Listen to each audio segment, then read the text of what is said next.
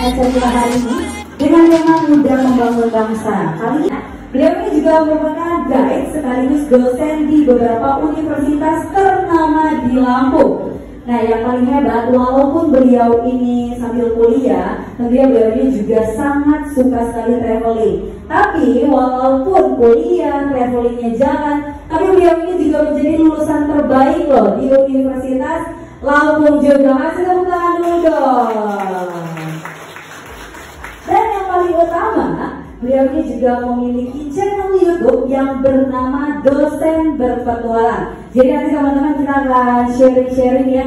Kita cari ilmu yang banyak dengan dua narasumber ini. Dan langsung aja, Edi Sulaiman.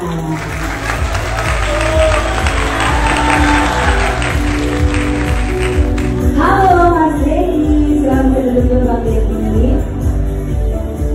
Ini Bang Dedi kalau nggak salah kan kenal juga sebagai traveler by Dedi ya? Iya, lebih kenal sebagai traveler by Dedi melalui Instagram traveler by Dedi. Oke, gimana teman-teman, ganteng kan? Nah, dengan kegiatan travel menjadi seorang dosen itu seperti apa tuh awal? Nah, ini udah menghasilkan juga ya berarti? Supaya menginspirasi dikit ya, dulu saya kejar beasiswa dan mungkin yang punya hobi berbicara, mungkin hobi bikin kue. Cukup lama juga, setahun hampir itu untuk proses penerimaan. Mulailah saya berkarir di Kementerian Keuangan. Lalu ketika tadi disinggung soal kenapa saya ini udah pada punya basicnya masing-masing nih. Saya yakin beberapa di antara teman juga sudah ada yang sudah bekerja ya, atau masih mencari pekerjaan. Sebenarnya dari hobi pun bisa menjadi pekerjaan. Oleh sebab itu temukan passionnya, temukan hobinya, jadikan itu cuan, jadikan itu duit. Contoh kalau saya ditanya hobinya apa, jalan-jalan. Ini hobinya apa nih? Ngomong. Nah, ya kan? Dari ngomong dan dari jalan-jalan itu bisa dapat duit.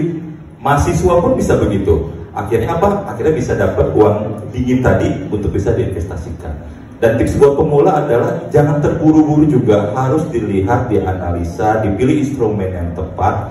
Kemudian cari yang aman, kemudian yang harganya terjangkau. Dimulai dari kecil juga boleh dulu ya. Nanti setelah dipelajari sudah bagus, boleh bertahap gitu maksudnya. Oke, terus Bang Dedi, kalau misalnya mahasiswa-mahasiswa nih atau untuk rekan-rekan yang sudah ada nih, kalau dari Bang Dedi sendiri nih, kita tuh sebagai generasi tujuan inflasinya untuk biaya menikah. Nah, kalau mahasiswa mungkin tergantung adalah yang kira-kira terjangkau sih. Kalau mahasiswa itu yang pertama terjangkau, jadi ya emang bisa invest. Kalau nggak terjangkau gimana kita bisa invest? Yang kedua, yang kita akan jadi dulunya beli tanah, nyicil tanah, cuma emas, tapi itu kan nggak liquid ya. Dan sempat dulu beli tanah di suatu daerah yang sering gempa juga. Terus begitu dijual harganya malah turun bukan naik gitu ya. Nah jadi pada saat zaman sudah berkembang, sudah dapat edukasi dan ilmu-ilmu baru tentang investasi, saatnya berinvestasi. Saatnya berinvestasi. Nah, Bang Dedi, Bang katakan nggak menginvestasi ke traveling itu bisa nggak sih sebenarnya? Bisa banget. Alhamdulillah Allah sudah mengizinkan saya keliling ke 35 negara.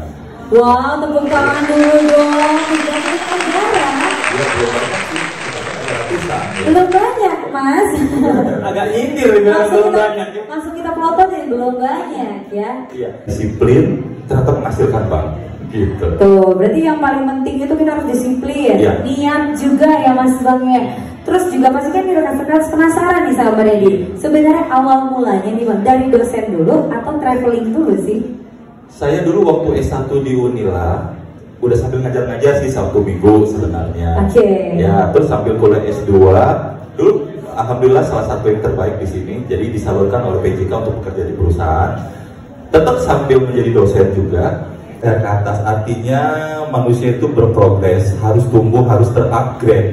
Ya, ada adaptasi, ada inovasi, ada kolaborasi. Jadi jangan pernah sia-siakan masa muda, masa yang sangat produktif untuk jangan pernah berhenti belajar. Don't stop learning because stop learning means stop growing.